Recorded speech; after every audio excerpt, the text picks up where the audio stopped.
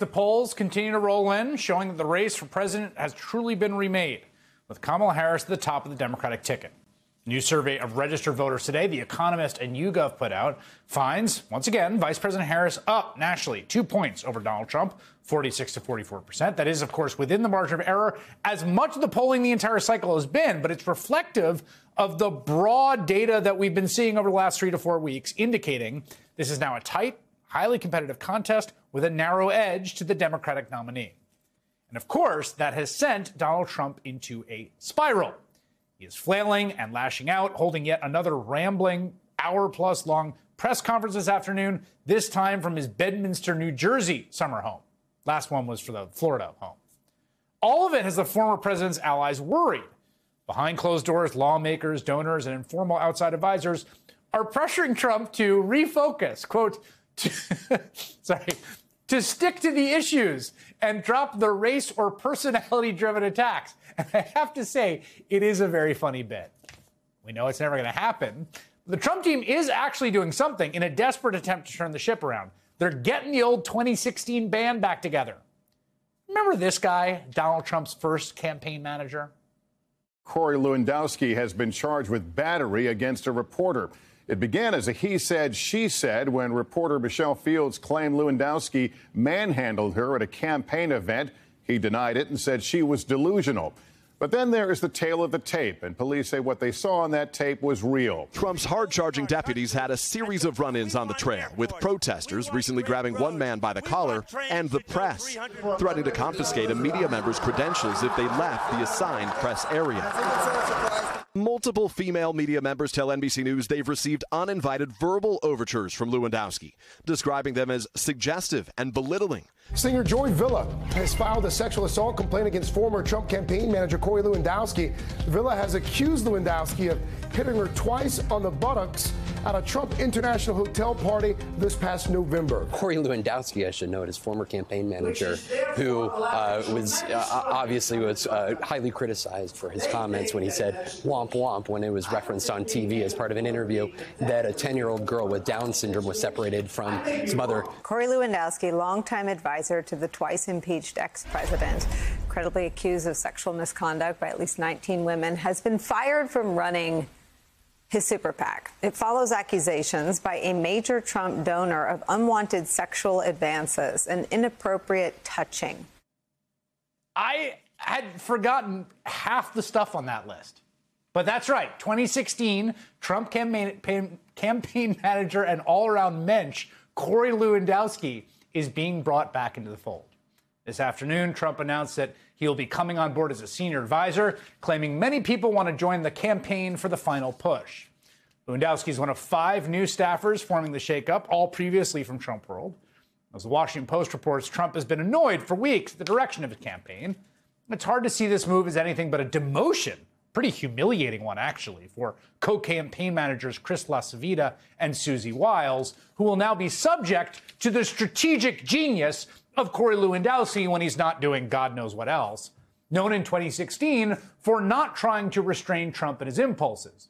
Let Trump be Trump was the motto Lewandowski wrote on day one of the campaign headquarters whiteboard. It's understandable. Donald Trump wants to recapture the 2016 feeling. It was literally his one and only win ever, even though he actually lost a popular contest by nearly 3 million votes and took the White House because of the Electoral College. The trick that Trump and his campaign pulled off back then was presenting the candidate as essentially an empty vessel. Yes, I mean, he made gestures towards some policies, particularly on immigration and trade.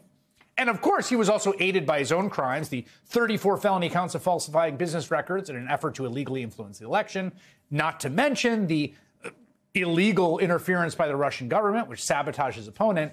But the 2016 playbook didn't work in 2020, and I don't think it's going to work this time because he has been president.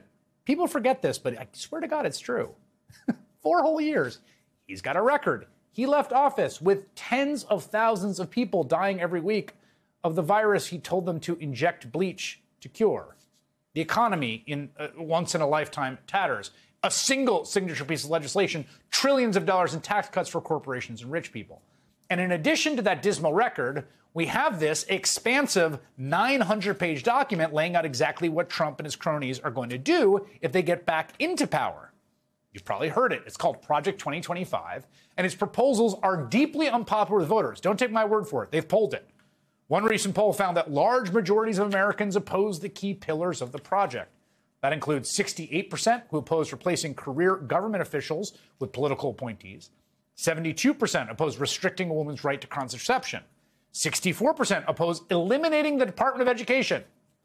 The Trump world is rightly freaking out about Project 2025 and attempting to distance themselves from it, which is a tough order when you've been photographed flying on a private plane with the architect of the whole movement. Trump campaign manager Chris LaCivita, although I guess he isn't anymore, I don't know, he tried in this memorable moment from the Republican National Convention. Let me ask you about Project 2025. Never heard of it. Yeah. They're hurting your campaign. The next Trump They're campaign, jamming you. No, they're a pain in the ass.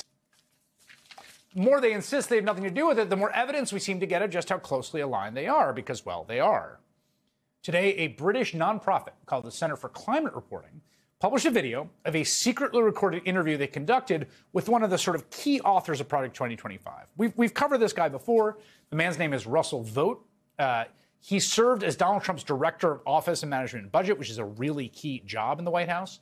He now leads the Center for Renewing America, part of a network of conservative advocacy groups staffed by former and potentially future Trump administration officials. Vought is also the policy director for Trump and the Republican National Committee's 2024 Platform Committee.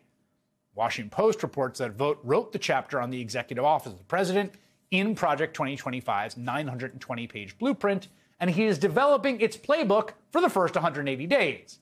He is also poised to steer this agenda from an influential perch in the White House, potentially as Trump's chief of staff, according to some people involved in discussions about a second term. So, not a kind of arm's-length guy and not just some rando off the street, right?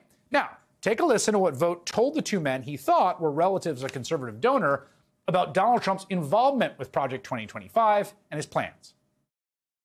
He's been at our organization. He's raised money for our organization. He's blessed it from the, I remember walking into our last day in office and told him what I was going to do. So he's very supportive of what we do.